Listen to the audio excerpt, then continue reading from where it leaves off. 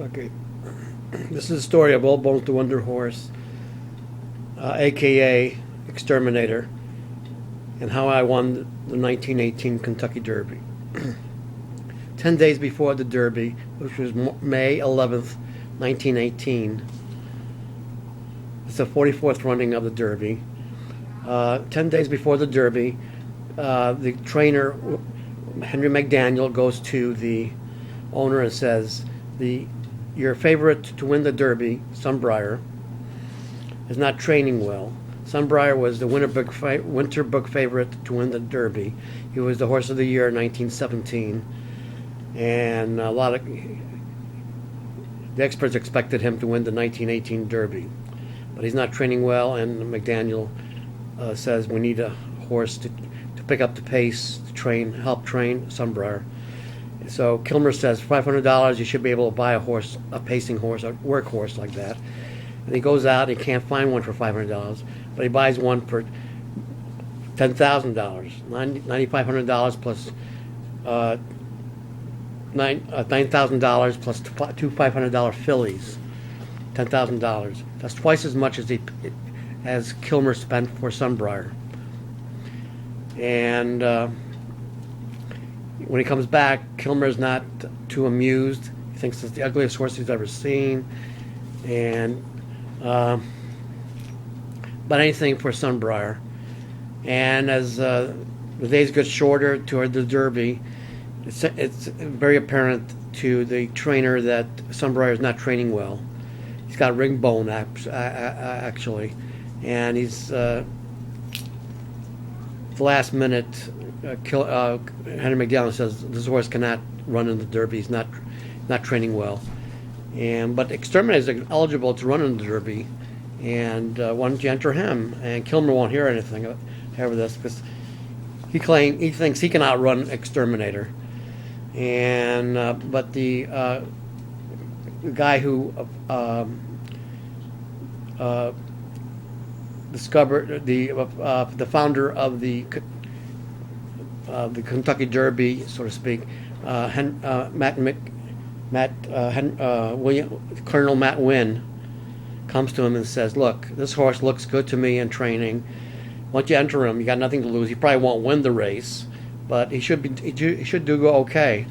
And Kilmer says, "Bah, I can outrun him myself. I don't know. I don't think that'll work." Other people are also working on him at the same time. The last minute, he says, "Okay, enter the horse." And at the starting gate, Exterminator, being a gelding, is extremely calm in the race. And Kilmer explodes. "Oh my God, the horse is sleeping." Not realizing, that's the nature of the horse. He was not rearing up like the other horses. Anyway, at the start of the race, I don't know if Kilmer's looking at it through binoculars or whatever, but he notices that the horse is not at the starting gate. So where's the horse? Is he run back to the barn? Where is he? As he gazes up to the other racing horses, he discovers, my God, the horse is like two lengths or so behind the leader. Unbelievable. It doesn't take long for Exterminator or Old Bones to put Mr. Kilmer into the twilight zone. Binghamton, New York is the hometown of Rod Serling, by the way. He grew up here in Binghamton. He was born in Syracuse, New York, but he grew up in Binghamton, New York. Graduated from Binghamton High School. Anyway, at 3/4 miles into the race, from the start, Exterminator takes the lead. Kilmer must have, I don't know, but there's nobody cheering for this horse either. In the book, Old Bones the Wonder Horse, the only one cheering for him is Mike Terry, the groom. We don't know that for a fact yet. Some of his relatives might still live in Binghamton. Mike Terry's relatives. They're on the west side of Binghamton, off Clinton Street. I discovered one of his grandsons there. Anyway, so nobody's cheering for him at all. He's all alone.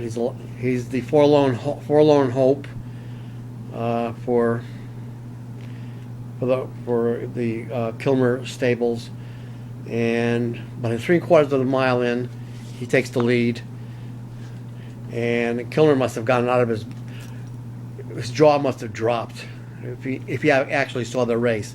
This is the muddiest race in the history of the Derby. There's 2.5 inches of mud on the ground. Okay, it's the muddiest track in the history of all the Derbies, and it's questionable whether Sunbriar could actually run in mud. Exterminator could win in any track. So, as it turns out, he's a mudder. He can win in dirt. He can win on grass. Any kind of format, he could win. We don't know that's true for Sunbriar. Not all horses are mudders. They can't run in mud. Anyway, he's a mudder, and he's at the 3/4 pole. He takes the lead, and he loses it temporarily at the mile. This is from the chart, the Kentucky Derby chart. At the 1 mile, he's temporarily loses the lead to Escobar, but he regains the lead pretty quickly and wins by a length or two. Kilmer goes right into the twilight zone. Okay, this is unbelievable. This is not conceivable in his estimation that this ugly horse, which he called, by the way, a truck horse, a horse not worthy to run in the Derby, a horse just capable of pushing a truck, pulling a truck, a cart. That's it. And anyway, he owned the Binghamton Press in Binghamton, New York, and he immediately sends a telegram that if all Sunbriar was in the race, he would have won by many more lengths than Exterminator, all bones. And that's not necessarily true. And after the race, after they come to Binghamton, as I recall, through microfilm, which is at the Binghamton Public Library, there's a big, extremely big parade. Maybe up to 40, 50,000 people line up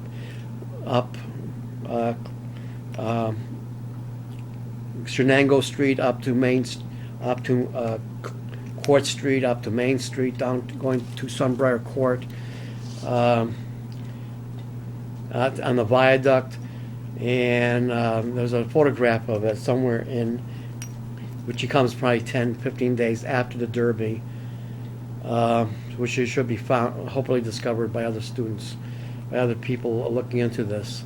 It's a very dramatic photograph. So Exterminator comes to his senses.